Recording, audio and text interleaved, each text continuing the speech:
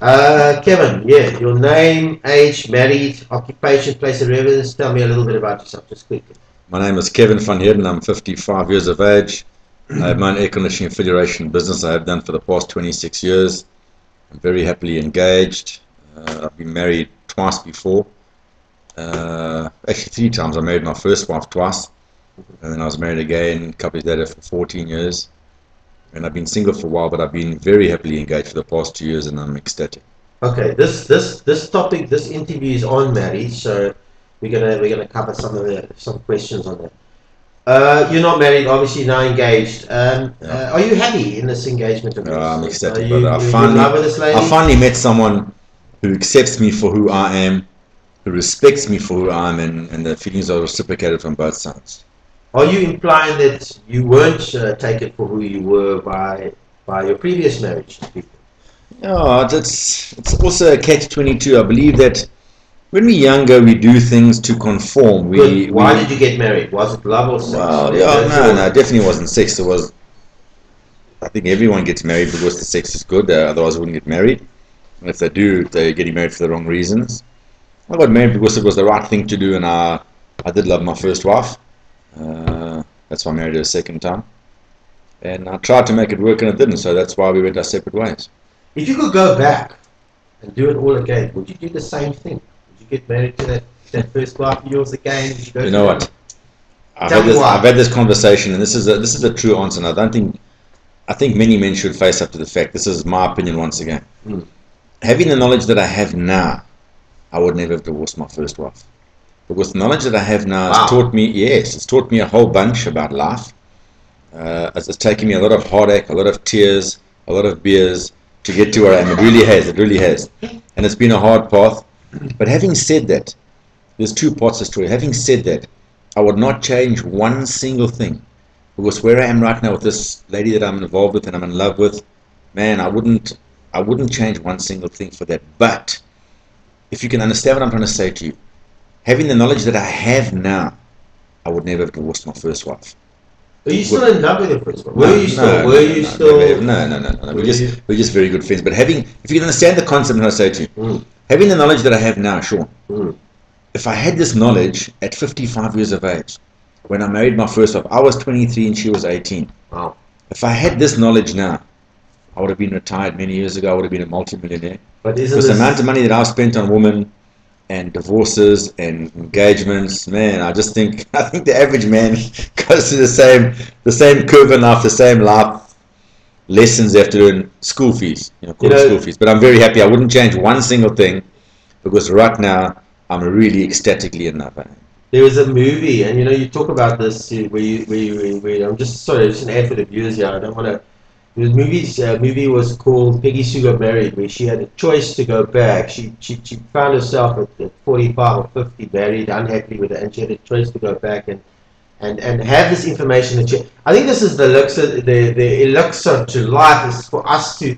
We end up at 50 or 60 or whatever, and we wish we could have had this knowledge when we were younger. Because I mean, well, sometimes life is very cruel. But going back to what you said she did what? She chose to go back. She chose to go back, and if I'm not correct, it's a movie I've seen a long time. And then she had a choice to change it, not get married. Let me tell you something, brother. Life is about choice. We are about choice. We're in the situation we're in right now because we choose to be here. We choose to be here. You choose to be poor. You choose to be happy. You choose to be unhappy.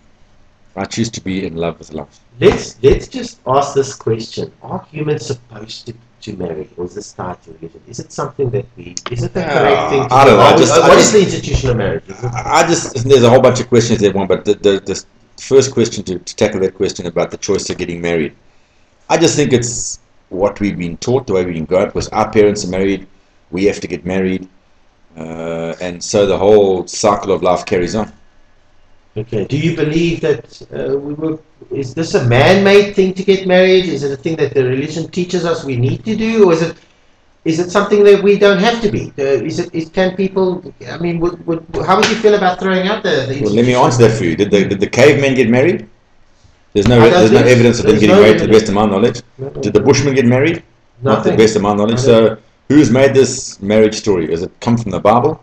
I don't know. Well, you know, and why I asked why I'm sticking on this because I'm also divorced, and the thing is, I'm trying to think, you know, where these guys are bushmen and whatever. They, you know, with marriage comes all these commitments and laws that you need to uphold. It's like the institution, and that's why I asked you this question. With life comes with commitment. Life comes with laws and regulations you have to abide to. If you love somebody, there shouldn't be any what's what I'm looking for. There shouldn't be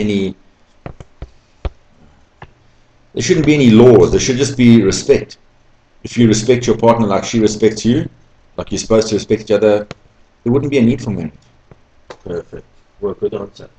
Are people today happily married, or is this just a front? Are people generally, when you go, are they all happily married? How can you ask me a question like, are people married? I don't know what everyone else thinks in life. I mean, sometimes... What is your opinion on it? Well, sometimes you see people that you think are happily married and 6 months later they're divorced. Wow. What's the front for? Just be who you are. If you're unhappy, tell your buddy you're unhappy. Tell your wife you're unhappy first of all, for a start. Be honest. Do people put up a front? Do they pretend to be happy? Fucking sure they do. Everyone puts up fronts. You shouldn't put up fronts, you know. But people do. You know, how often does someone say to you, "How's it, John? How are you doing?" And before you give the answer, they're telling you how they're feeling. Yes. When you ask someone next time, "How's it, Sean? How are you feeling?" Listen for the person's answer. Listen for the answer, and act on that answer. So it's a front. I'm sick, but I'm fine. I'm fine. I'm bankrupt, but I'm fine. And my car got stolen last night, but I'm fine. Wow. When you ask a question, listen for the answer. Good answer. A lot of people marry when they're young. Is this should a person wait, or should people get married when they're young? Are they responsible enough to be in a marriage when they're young?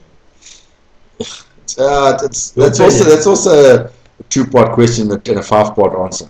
Give me some of your. I'd like to think that with my knowledge that I have now of life and love and all the things that I've been through and the lessons that I've learned and the school fees that I've paid, I would have liked to have waited a good couple of years till I was much older, till I had experienced much more of life before I committed myself to one person. I've made a lot of mistakes in my life. Like I said just now, a lot of heartache, a lot of beers, a lot of tears, to finally find someone that loves me and accepts me for who I am. And that's the important thing in my life right now, is about acceptance, but mainly about respect. Thank you, Kevin. Many divorces occur in the ages between 40 and 50 due to what they call this midlife crisis. Why? What is this midlife crisis? What actually happens? Your opinion? It's called life. I think the older we get, the wiser we become, or that's supposed to be the trick in life. The older we become, the wiser we should become. So when you're younger, you'll stay together because your parents were married for a gazillion years. Wow. If you work for a boss, and the boss runs you down and is derogatory to you all the time, do you stay there, or do you move on? Most people resign and find another job. But we'll stay with our partners for how long? For what? For the kids, who are going to leave us one day when they grow up in any case? Or we stay there for what? Because our parents say we should stay there? Bullshit. If you're not happy, move on. If you're not happy in a job, resign, find another job. Be happy. Would you class that midlife crisis as to us actually becoming wiser, realizing that we are young enough to take another path? That's the plan. As we get older, we become wiser, and we should become wiser. Some of us don't. Some of us take a long time to learn. I took a long time to learn. I've made a lot of mistakes, but you know what? I'm absolutely ecstatic with who I am right now and where I am right now. I wouldn't want to change that for anything in this world. Good. Thank you, Kevin. Can a person be in love with two people at the same time? The Muslims think they can. No, I don't think you can. I mean, you can have a love for cooking or a love for gardening, but you can only actually be in love, totally committed to one person at a time. I know. It's not possible to love two people at the same time. I've tried, but it doesn't work. Trust me, it doesn't work. You can't dedicate, and be sure your sins will catch you out. Okay, good question, good answer. Is it better to be single than what? Than be married? Is it better to just live your entire life single? No, it's about choice. I believe that. What's the reason we get married? Okay, this is my opinion. I believe that I'm not a single person. I've got too much to give and too much to share in my life to be with me only. What I have, I give away. What I have, I share. I never was like that. I've always used to be a hoarder and grab everything for myself.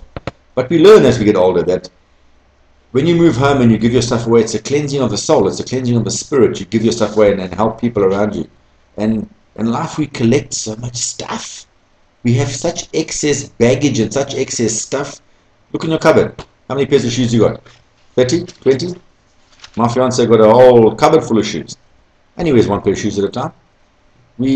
Same as life. We shouldn't go through life being single. By the same token, we shouldn't go through life collecting partners. We should find one partner we can be happy with and share our life experience with them. Your thoughts on adultery? Definitely bullshit. No good? No, definitely no.